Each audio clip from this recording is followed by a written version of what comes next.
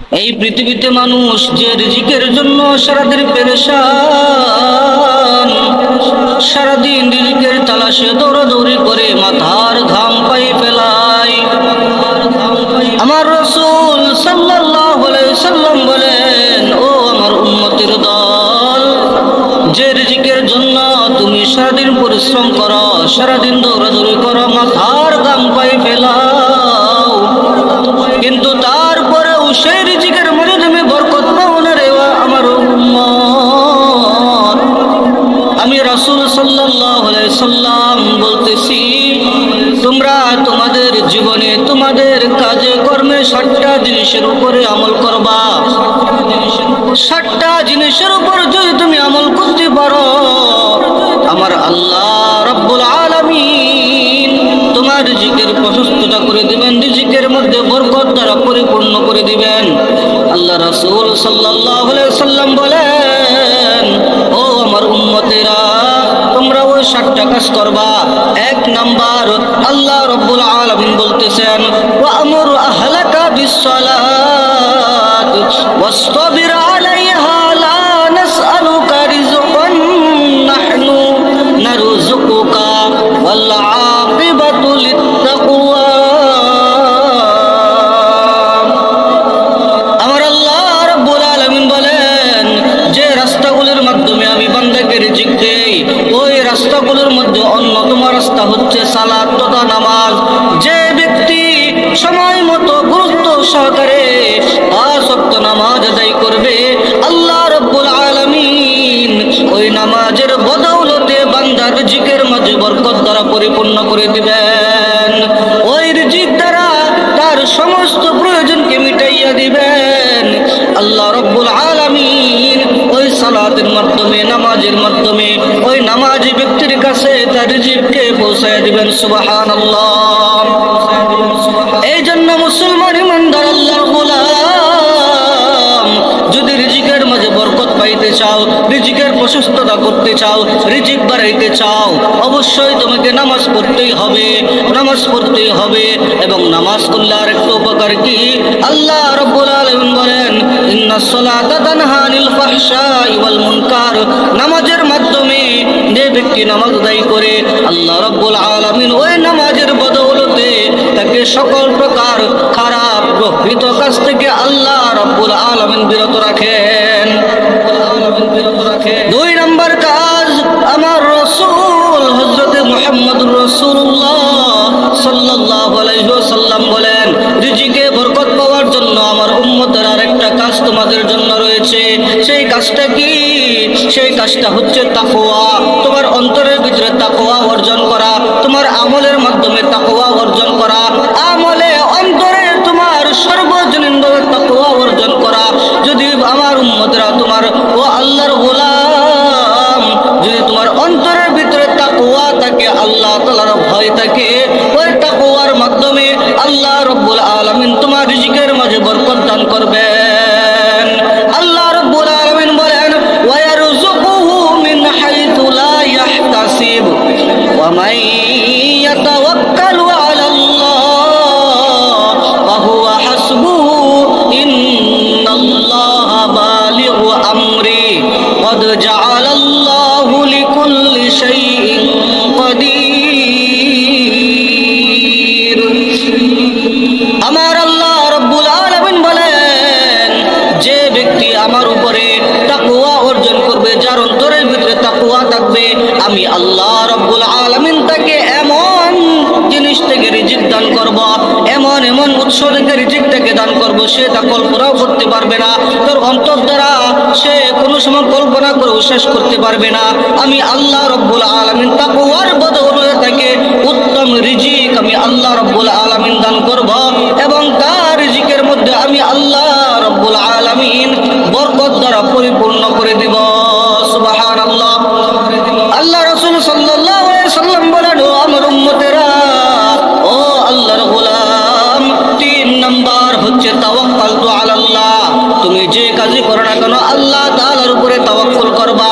আল্লাহ তাআলার উপরে যদি তাওয়াক্কুল করতে পারো গোলাম, আল্লাহ রাব্বুল আলামিন তোমার সকল হাজতগুলো তিনি পূরণ করে দিবেন।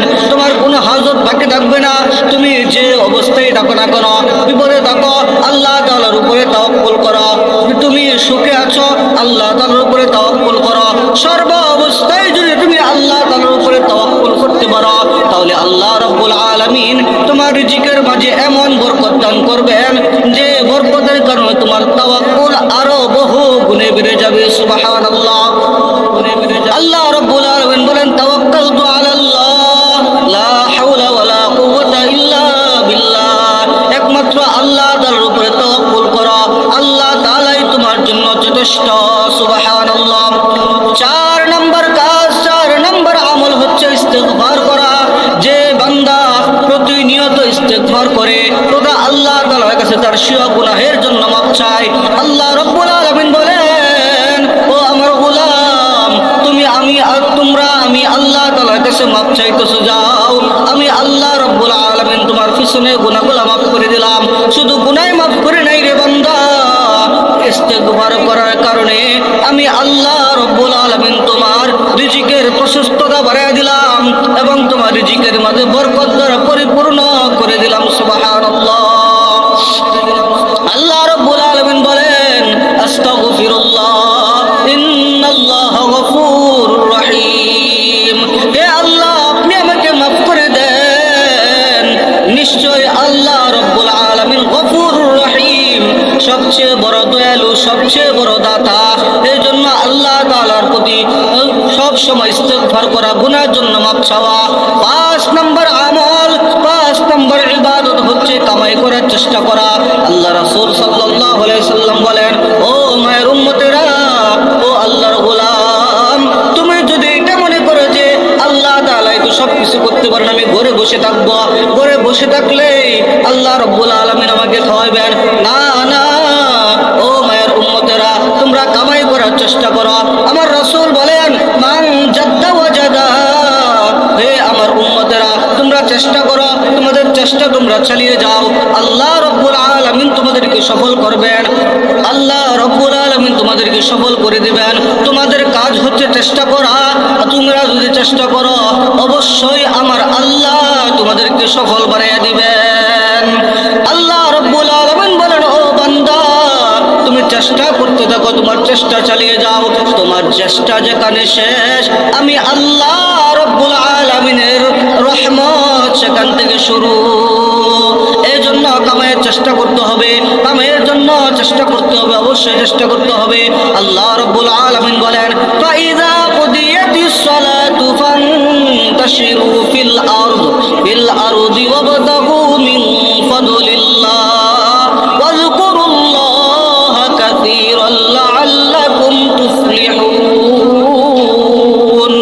আমার আল্লাহ রাব্বুল আলামিন বলেন, অতঃপর যখন নামাজ সমাপ্ত হয়ে যায়, যখন তোমাদের নামাজ পড়া শেষ হয়, তখন তোমরা জমিনের মাঝে ছড়িয়ে পড়ো আর আল্লাহ তাআলার অনুগ্রহ, হালাল রিজিক অন্বেষণ করো এবং আল্লাহকে বেশি বেশি তোমরা স্মরণ করো, আল্লাহকে বেশি বেশি তোমরা ডাকো, যাতে তোমরা সাফল্য অর্জন করতে পারো। আল্লাহ রাব্বুল আলামিনকে যে যত বেশি ডাকবে, আল্লাহ রাব্বুল আলামিন তার বান্দার প্রতি তত বেশি ডাকে সাড়া দিবেন। আল্লাহ রাব্বুল আলামিন বলেন, উদউনি আস্তাজিব লাকুম। ও আমার বান্দারা, তোমরা আমি আল্লাহকে ডাকো, অবশ্যই অবশ্যই আমি আল্লাহ রাব্বুল আলামিন তোমাদের ডাকে সাড়া দেব। সুবহানাল্লাহ।